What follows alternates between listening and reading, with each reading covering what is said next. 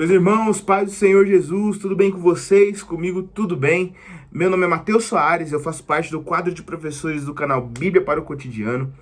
E hoje nós estamos aqui para mais uma aula da revista Viver Mais Adolescentes, primeiro trimestre de 2025. Problemas na adolescência, né? O tema dessa revista é ali para adolescentes entre 15 a 17 anos, que estão passando por diversas coisas, que estão na transição ali da juventude para os 18 anos, para a maioridade, né? Onde vai estar mudando muita coisa na sua vida, onde também já passou por muitas mudanças físicas, psicológicas, hormonais e afins. E aí nós estaremos nos aprofundando aqui na aula de número 3 já. Nós já falamos primeiramente sobre autocontrole, sobre a questão ali do autocontrole que Deus nos dá, né? Ali pra gente estar tomando melhores decisões, pra gente estar inclusive vencendo as mudanças hormonais que mudam nos nossos pensamentos durante a questão ali da adolescência. Falamos sobre ficar, né, adolescente aí. Essa é uma aula muito importante para vocês. Na aula de número 2 nós falamos sobre ficar. Ficar agrada a Deus?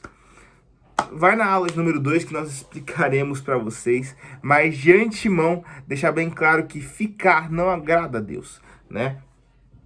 Nós podemos concluir aí disso tudo que ficar certamente não agrada a Deus, pois, embora tenhamos o livre-arbítrio, as consequências das nossas escolhas mal feitas virão à tona. Até porque, assim, o livre-arbítrio, ele deixa nós escolhermos o que nós viveremos, o que nós faremos, enfim. Porém, nós também colhemos o que nós plantamos. Então, as nossas más escolhas acabam acarretando e nós vivemos consequências dessas más escolhas, né? Então, assim, essas consequências elas vão atingir não somente a nós, mas também afetarão todos que nós amamos.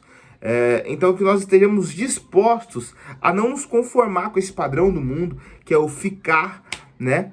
Os padrões da sociedade que está totalmente conturbada, desnorteada, errada, vivendo uma vida errônea e por aí vai, né? Que nós possamos não nos contentar com isso, mas viver realmente transformados. A gente possa renovar nossa mente e a fim de que nós possamos experimentar a boa, perfeita e agradável vontade de Deus.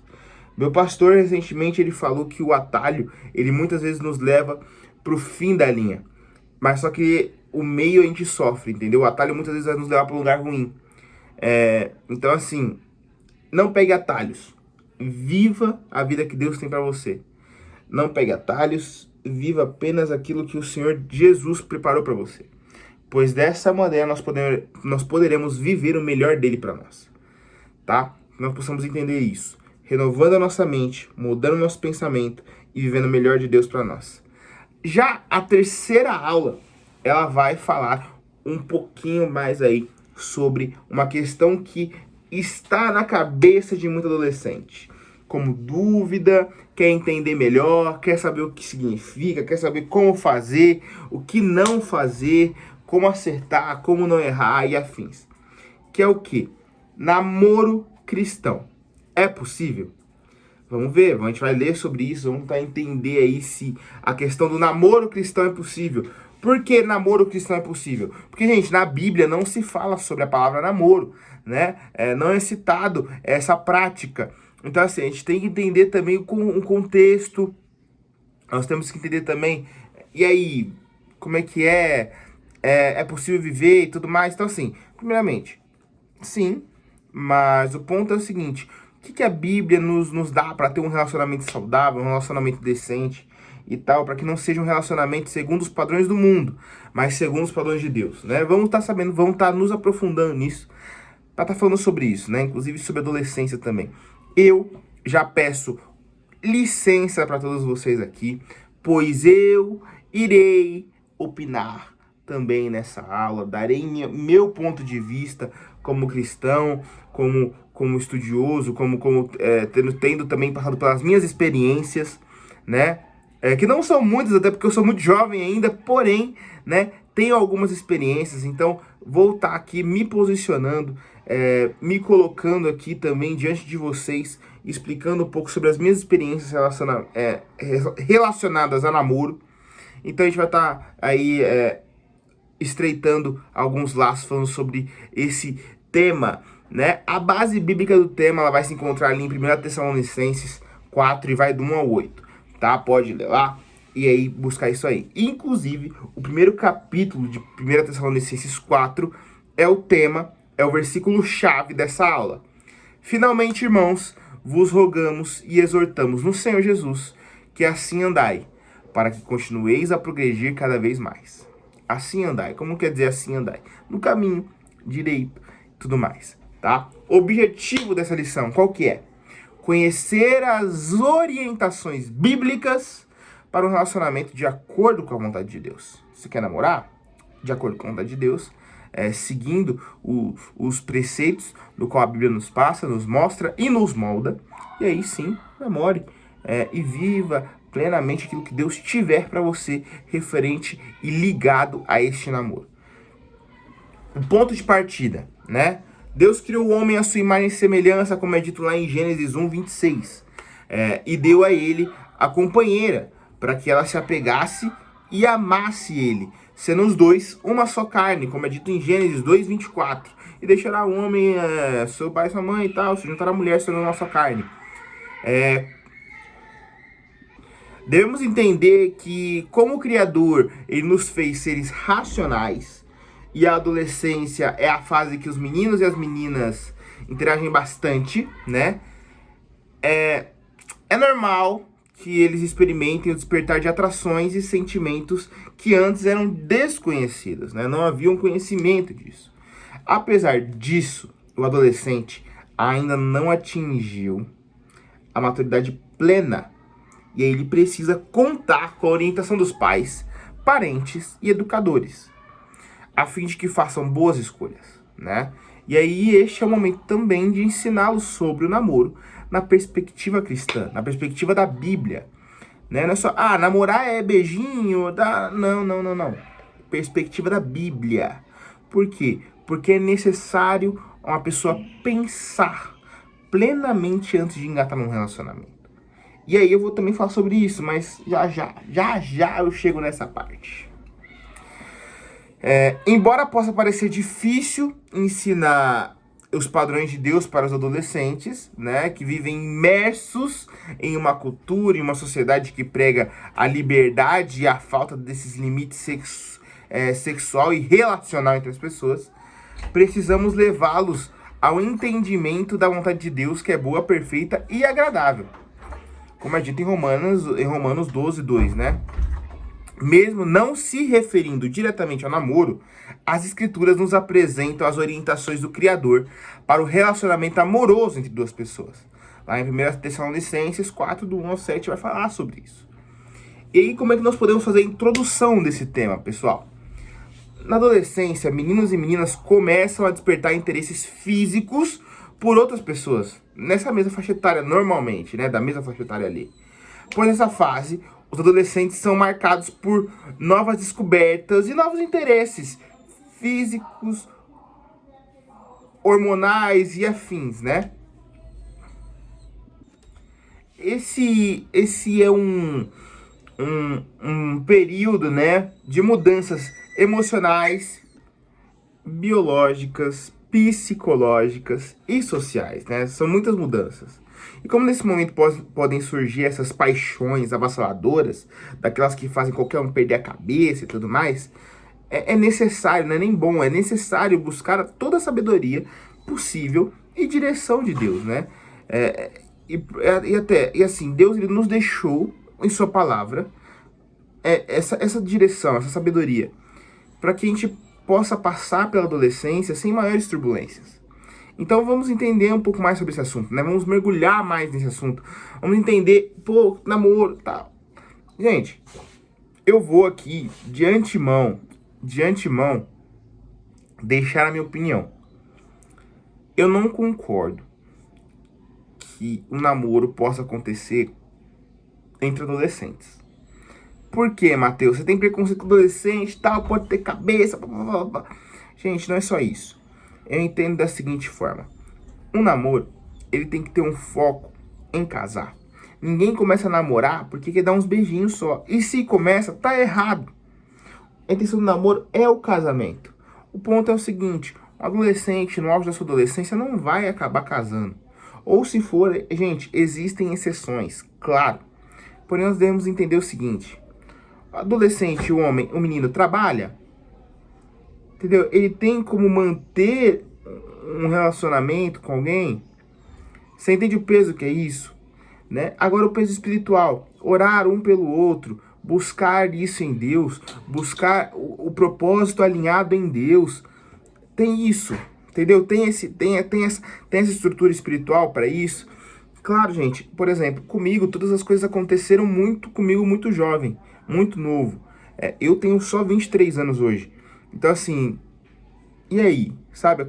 Você entende todo esse âmbito no qual eu tô falando aqui, no qual eu tô me referindo? Enfim, existem exceções, gente. Existem exceções. Mas o que eu tô falando pra vocês é um pouco da minha experiência.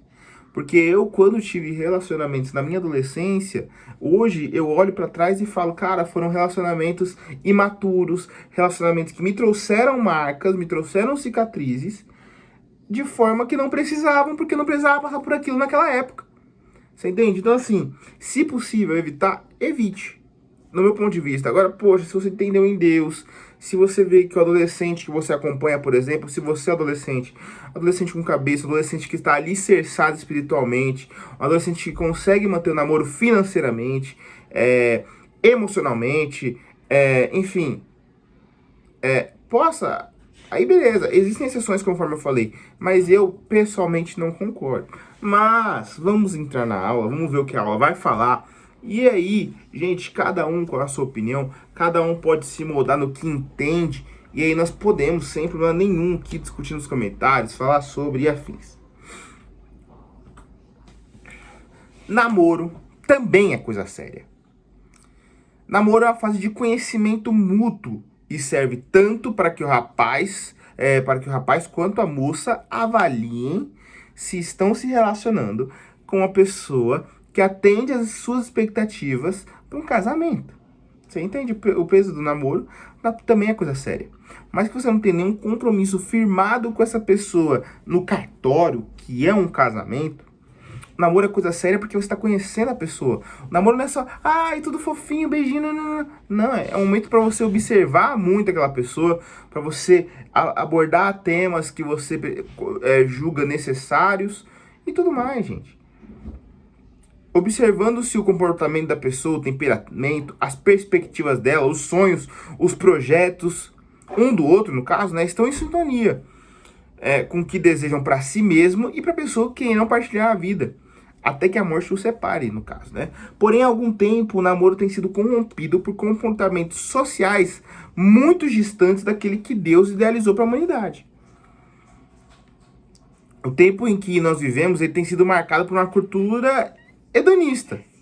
Isso é, né, no caso, que busca o prazer como estilo de vida. Portanto, o namoro santo e com propósito, ele foi descartado por essa cultura mundana. Isso tornou mais um desafio para o jovem cristão. Mas, por exemplo, por que o namoro ele tem que ser algo muito racional? Imagina você, adolescente. Deus te chamou para ser um pastor local. Aí tu se apaixona e fala, vou casar com essa menina aqui. Tu começa a namorar a menina e descobre que o propósito da menina é ser uma missionária para ir às nações e nunca parar num lugar só. Passar a vida inteira fazendo isso. Sendo que Deus chamou para ser um pastor local. E aí, cara, como é que você consegue sustentar e alinhar isso? Só para eu entender. Entende o peso do que eu tô falando? O namoro é algo racional. Você tem que agir com a sua razão, cara. Com a sua cabeça. Pensa com a sua cabeça. Entenda os seus posicionamentos. Entenda a sua posição. Entenda quem é você em Deus como homem. Entendeu? Embora a adolescência ainda não seja um período que se contemple o casamento, conforme eu já falei isso antes, né, na minha opinião, eu falei, cara, na adolescência você não vai casar na adolescência. A verdade é que pessoas têm começado a namorar cada vez mais cedo. E por isso, quando o adolescente segue os padrões de Deus, ele se abstém de namorar. Ou namorar por namorar. Não é eu quero namorar porque tá todo mundo namorando em minha volta.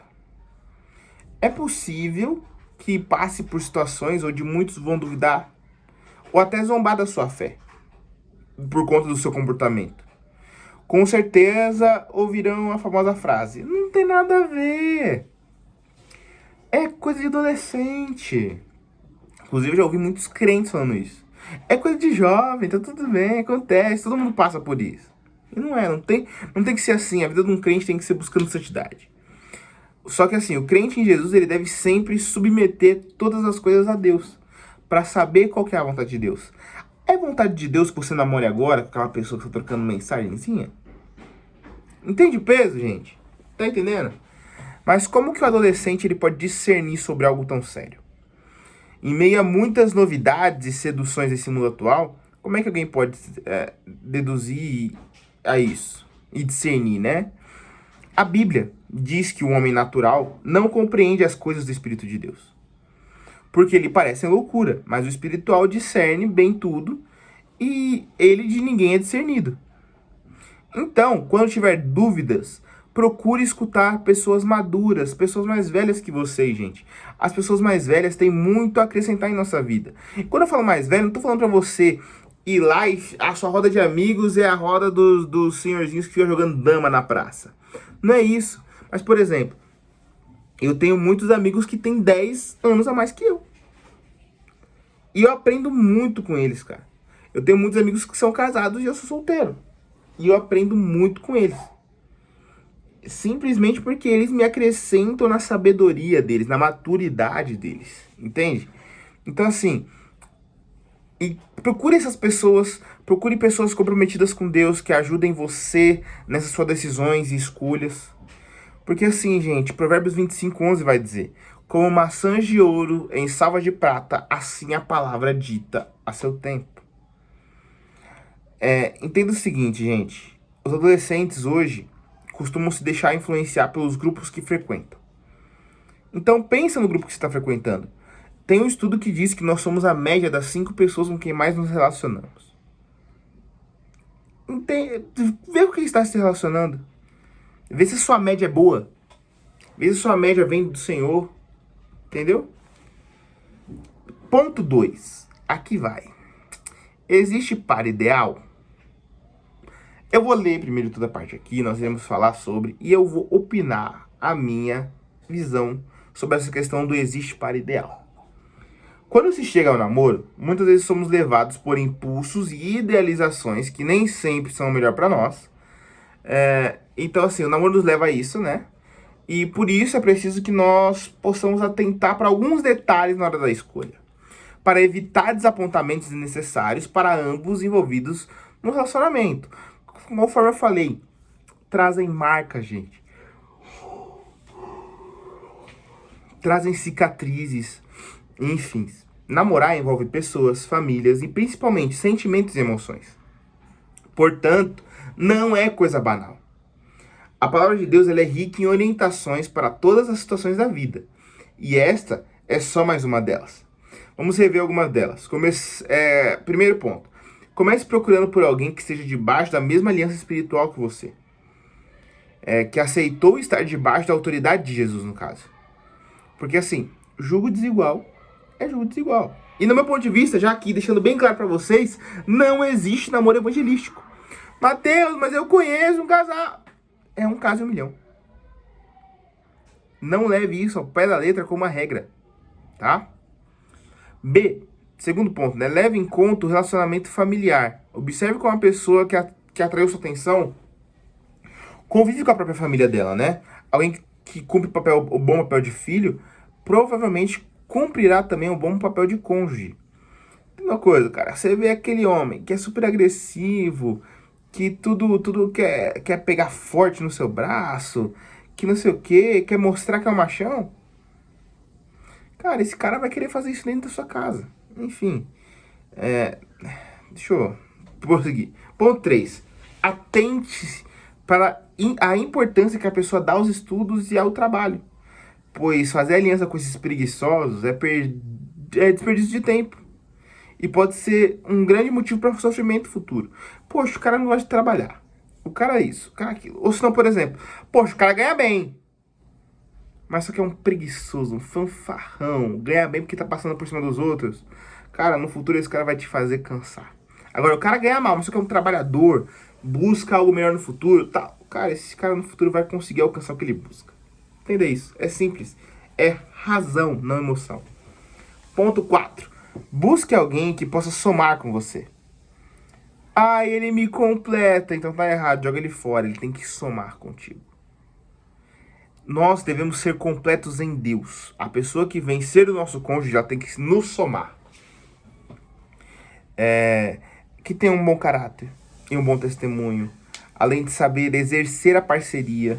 Porque a gente precisa desse apoio em momentos difíceis e desânimo, né? Como é dito em Eclesiastes 4, 9 e 10. Não existe ninguém perfeito, gente. Mas existem crentes sinceros que buscam viver segundo as ordenanças de Deus. E este deve ser o seu referencial. Para encontrar o par ideal.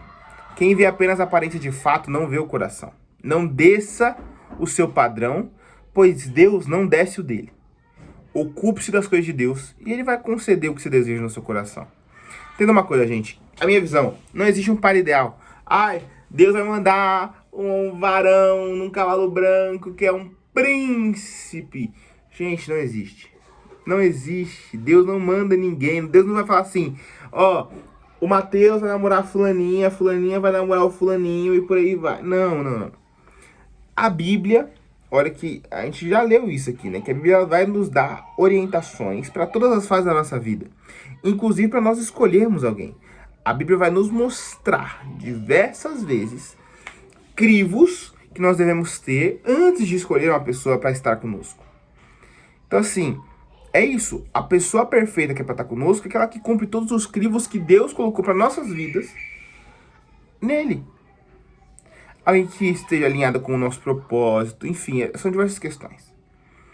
Aí o ponto 3, pra gente encerrar. Como conduzir no namoro? O namoro cristão ele deve se considerar alguns fatores para que ele seja uma fase agradável e aí sim cumpra o seu propósito na vida dos envolvidos, né? Para isso são esses pontos que a gente tem que se atentar. Ponto 1.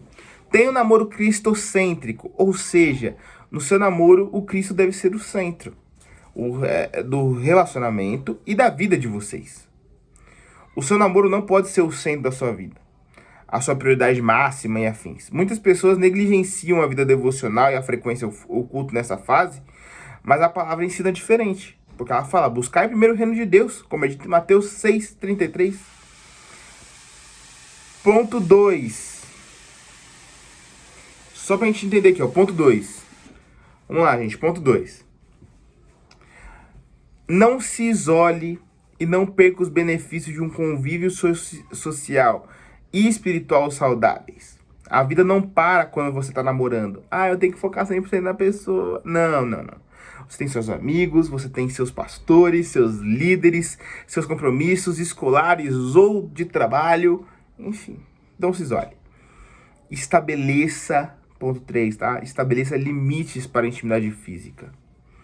O relacionamento sexual, ele é bênção, mas só depois do casamento, como é dito em Hebreus 13:4.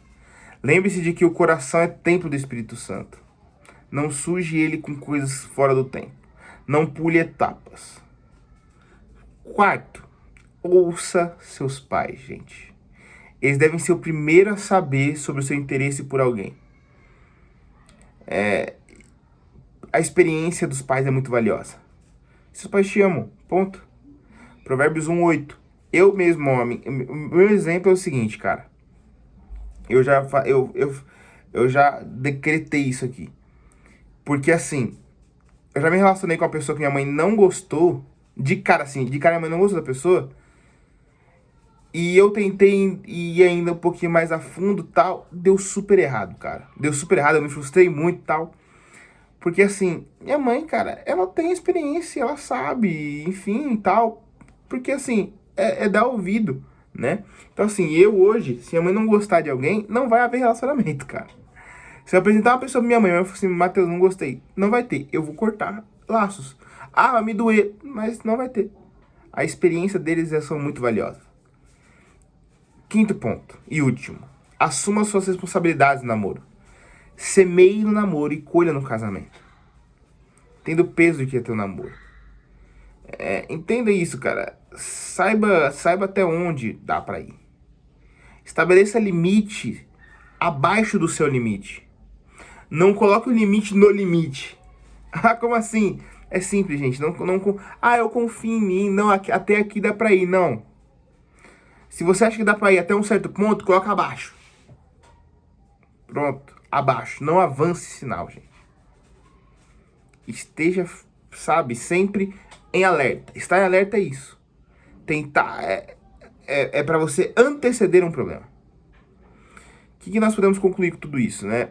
O namoro cristão é até possível, desde que os parâmetros da palavra de Deus eles sejam observados e estabelecidos para quem esteja, né, seguindo tudo. Por isso, busque o reino de Deus em primeiro plano, como é dito em Mateus 6. E assim, na epístola de Paulo aos Hebreus, né? Eu falei Paulo, sim. É minha opinião, tá tudo bem. O ensinamento é fugir da prostituição. Lá em Hebreus 13. Nunca se esqueça de que seu corpo é templo do Espírito Santo. Fazendo assim, haverá bênçãos incontáveis para sua vida. Entenda isso, tenha fé nisso. E demais Deus fará, né? A próxima aula eu vou falar sobre a virgindade. Vem aqui conosco, nós vamos estar nesse período juntos aí, vai ser uma bênção em nome de Jesus. Conto com vocês, espero vocês aí para a próxima aula. Deus abençoe sua semana, Deus abençoe sua vida e que nós possamos aí viver o melhor de Deus para nós. Deus abençoe.